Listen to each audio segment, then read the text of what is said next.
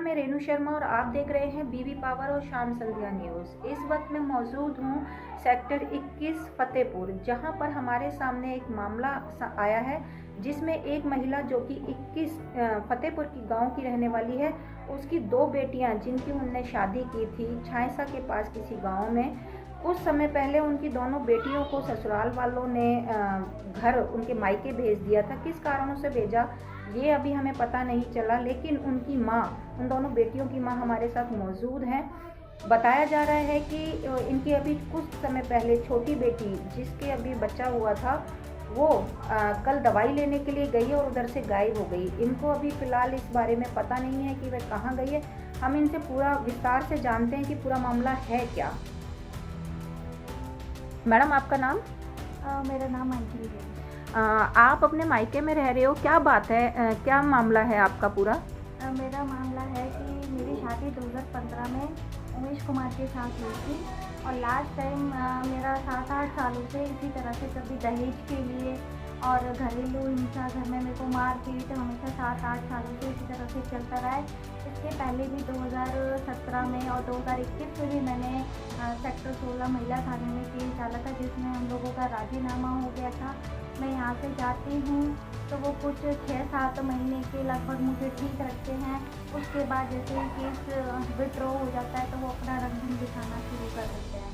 अभी भी last time 2020 में मैं यहाँ से कॉम्प्रोमाइज़ करके 16 सेक्टर से मैं अपने घर पहुँची थी। कुछ टाइम बहुत अच्छा चल रहा था, उसके बाद में काफ़ी टाइम लड़ाई झगड़ा दहेज के पीछे चलता रहा। फिर मेरे देवर की शादी हुई, मेरी देवरानी आई, तो उसके बाद भी शादी में भी मुझे बुलाया गया नहीं पूछा गया। रिश्तेदारी में भी ना बच्चों को ऐसा कोई मतलब नहीं, ना घर में किसी खर्चे से मतलब होता है।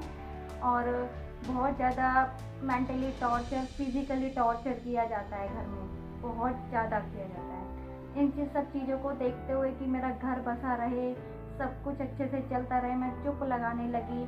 मेरे को कोई खर्चा ना मिलने की वजह से मैं स्कूल में भी जॉब करती थी। स्कूल से जो भी मुझे सैलरी मिलती थी उससे मैं अपने बच्चों का अपना करती थी।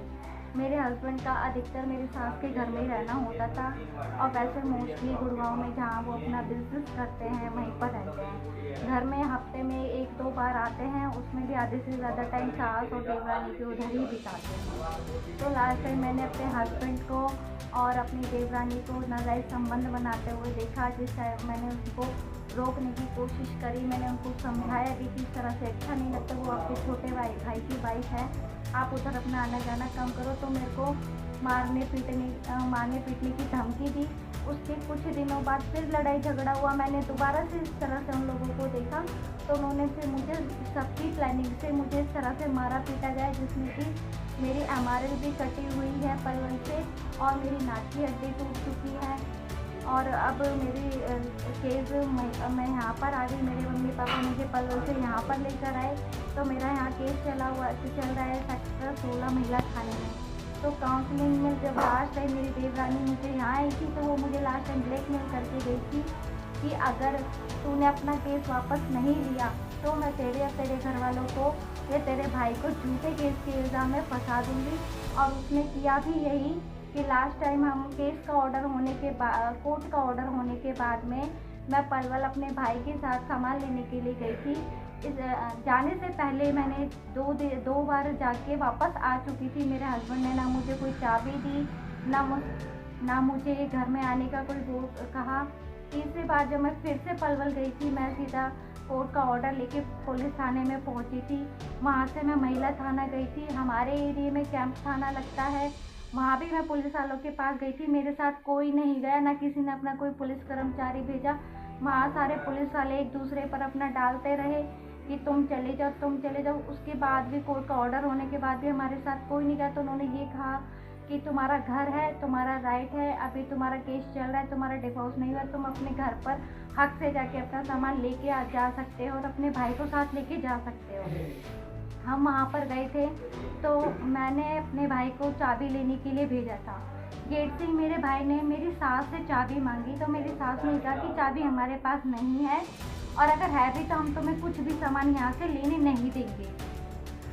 हमने वहाँ से चाबी मांगी तो चाबी नहीं मिली। उसके तुरंत बाद फिर मैंने अपने घर का ताला तोड़ने की कोशिश करी पर वो ताला मुझसे नहीं टूटा। चाबी लेने के बाद चाबी नहीं मिलने के बाद भी हम लोग वहाँ पर आधा घंटा पौना घंटा वहाँ रुके थे, जिसमें मैंने अपने ताला खोलने की कोशिश करी, लेकिन ताला नहीं खुला। उसी बीच में मेरी देवरानी मुझे मरवाने के लिए कुछ गुंडों को भी बुला के लेके आई थी। फिर जैसे जैसे हम लोग वहाँ से अपनी जान बचा के बहुत मुश्किल से निकले थे, और उसी बीच में जब हम वहाँ से वापस आ गए हैं तो मेरी देवरानी ने हमारे वहाँ से निकलने के बाद मेरे भाई पर छेड़खानी का ब्लेम किया है। और उसके बाद वो ये कहती है कि अगर तू अपना इस केस को वापस ले ले, अगर वापस नहीं लेगी तो मैं तेरे भाई को इसी तरह से झूठे केस में फंसाऊँगी, नहीं तो तू अपना केस वापस ले। तो मैंने उसको मना किया कि नहीं, मैं अपना केस वापस नहीं लूँगी, मुझे अपनी जान का खतरा है, मैं इस तरह से वापस नहीं आऊँगी, ना ही मैं अब उस लोगों से कोई रिश्ता रखना चाहती। लेकिन वो लोग मुझे राजीनामे के दबाव से, ख़ास तौर पर देवरानी मुझे ज़्यादा प्रेशराइज़ कर रही है, मेरे भाई को बदनाम करना चाह रही है। और मेरा पहली बात, मेरे देवरानी की शादी हुई थी, उसमें ना मैं इन्वॉल्व थी, ना मेरे घर वाले इन्वॉल्व थे। मेरे भाई पहली बार उस दिन मेरे कहने से चाबी लेने के लिए गया था, तो उसको छेड़ेगा क्या। और ताला तोड़ चाबी मांगने के बाद भी हम लोग आधे घंटे वहाँ थे। अगर मेरे भाई ने ऐसा कुछ बदतमीज़ी की होती, जब मैं ताला तोड़ी थी तो सारे पड़ोसी भी वहाँ पर मौजूद थे, अगर हम कुछ छेड़खानी करते तो पड़ोसी भी हमें मारते पीटते, कुछ तो करते। देवरानी भी पढ़ी लिखी है, अगर उसको छेड़ा जाता तो वो 112 नंबर पे कॉल करती, पुलिस को बुलवाती, कुछ तो करती। इस तरह से आराम से हमें कौन आने देता, जबकि इवनली हमारे घर में मेरे ससुर भी मौजूद थे उस टाइम। अगर मेरे भाई ने ऐसा कुछ किया होता तो ससुर सबसे पहले कोई ऑब्जेक्शन उठाते, ना ससुर ने कोई ऑब्जेक्शन उठाया, ना किसी पड़ोसी ने ऑब्जेक्शन उठाया। जब आप वहाँ गए थी, ताला तोड़ा या चाबी लेने गए थे, तो आस पड़ोसी नहीं थे उधर? वहाँ सारे आस पड़ोसी थे। उन्होंने मेरे को ताला तोड़ी थी, वो बस मेरे से इसीलिए लड़ रहे थे कि तू ताला तोड़ के सामान ले जा रही, तुझे दोबारा इस घर में रहना नहीं है। तो मैंने उनको ये बोला कि मैं यहाँ क्या मरने के लिए आऊँगी? जब मुझे एक ही बार इस तरह से मारा है, फिर मैं दोबारा आके यहाँ करूँगी? आपके मेरे को नहीं आना है। आपकी देवरानी का नाम क्या है? मेरी देवरानी का नाम सुमन है। सुमन है। हाँ। तो जब देवरानी को, जैसे भाई की उम्र कितनी है आपके? मेरा भाई 16-17 साल का है। 16-17 साल का। जब आपको कोर्ट से ऑर्डर मिला था और आपने पुलिस वालों को बोला था कि हमें प्रोटेक्शन चाहिए, तो गए थे? हम लोग यहाँ से गए थे, पलवल कैंप थाने में हमारा लगता है, कैंप थाने में भी गए थे और महिला थाने में भी गए थे। पर वो लोगों को, आप क्या चाहती है मैडम? मैं तो इसमें न्याय चाहती हूँ। क्या न्याय चाहती हैं आप?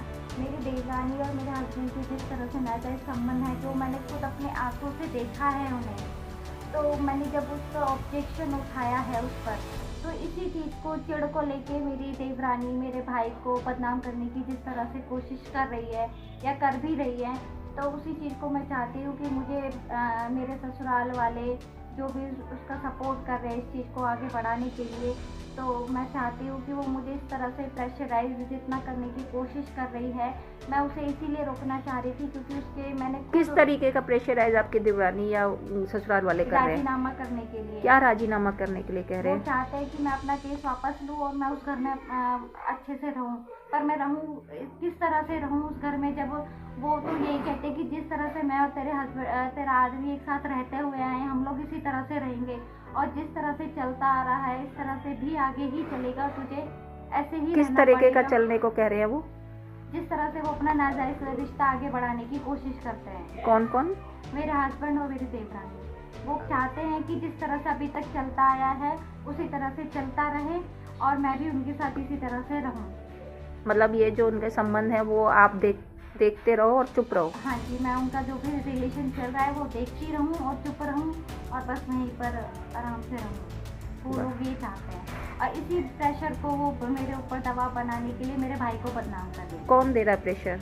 खास तौर पर मेरी देवरानी, बाकी ससुराल वाले भी हैं, लेकिन मेरे पति और मेरे ससुराल वाले और ख़ास तौर पर मेरी देवरानी। नमस्कार आंटी।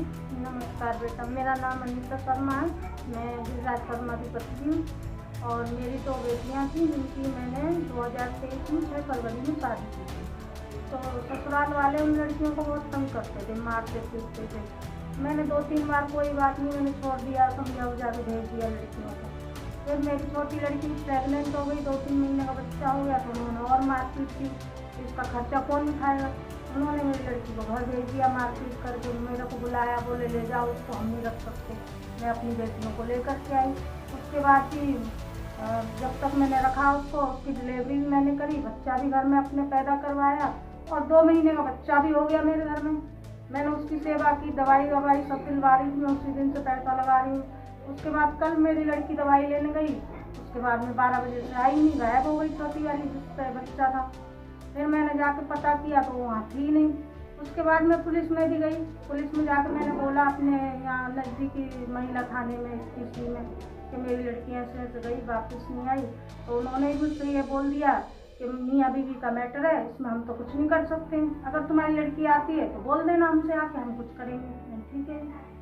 अब ससुराल वाले कह रहे हैं जो तुझे करना है कर ले, जहाँ कंप्लेंट डालना डाल ले, हमारा इससे कोई लेना देना नहीं, ये अपनी मर्जी से आई है, ये है वो है, उल्टा सीधा बोलते हैं। और हमें उठवाने की, हमारी दूसरी लड़की को उठवाने की धमकी देते हैं, मारने पीटने की धमकी देते हैं। बताओ मैं कहाँ जाऊँ, क्या करूँ?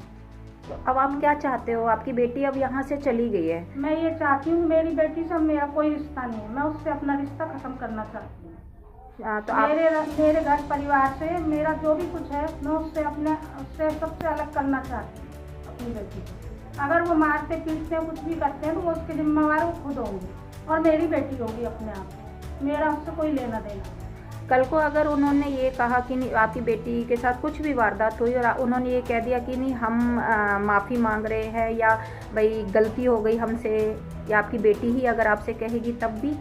नहीं, मैं नहीं माफ़ी करूँगी, मैं माफ़ी नहीं करूँगी, क्योंकि मैं बहुत भुगत चुकी हूँ। 1-2 बार की बात नहीं, कई बार की बात है। मैं कब तक, मेरे आगे और भी 2 बेटियाँ हैं, इनको भी मुझे करना, इनके पीछे मैं क्या ज़िंदगी बर्बाद कर दूँ अपनी? अब आपकी जो दूसरी बेटी है उसको क्यों नहीं ले जाते वो लोग? वो नहीं ले जाते हैं क्योंकि उसके पेट का ऑपरेशन हो गया शादी के बाद।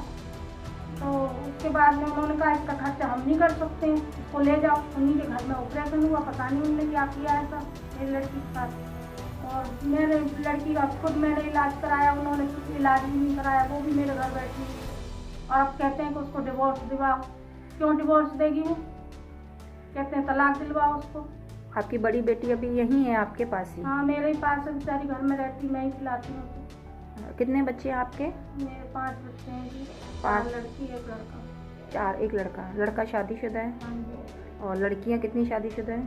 मेरी 2 लड़की शादीशुदा, 2 कुंवारी हैं। तो अब फिलहाल के लिए मतलब आप उनको, वो लड़की को अब नहीं चाहोगे कि वो आए? तो लड़की से बातचीत हुई है जब से वो गई है यहाँ से भागकर, जब गई है वो, तो बातचीत हुई है उससे? बात हुई, वो कह रही थी कि मैं जा रही हूँ अपनी ससुराल। मैंने कहा ठीक है, तू जा रही है तो जा, मेरे घर में तेरे लिए जगह नहीं। अगर तू ऐसे चोरी से गई है, या तो तू मुझसे पूछ के जाती, अब अपनी मर्जी से गई, मेरे घर में तेरे लिए कोई जगह नहीं। तो आपने देखा अनीता शर्मा जी, जो कि इधर फतेहपुर की रहने वाली है, उन्होंने बताया कि उनकी 4 बेटी 1 बेटा है और एक गरीब परिस्थिति से उन्होंने अपने बच्चों की शादी की, लेकिन उनके ससुराल पक्ष वालों ने लड़कियों के साथ कुछ ऐसा व्यवहार किया है कि उनके घर उस लड़कियों को भेज दिया। लेकिन उनमें से जो छोटी बेटी है वो ससुराल मतलब बिन कहे अपनी माँ को चली गई है और बड़ी बेटी अभी फ़िलहाल इनके पास मौजूद है। तो मैं रेणु शर्मा ऐसी ही न्यूज़ के साथ दोबारा अपने चैनल के माध्यम से हाजिर होंगी। तब तक के लिए इजाज़त चाहूँगी। नमस्कार।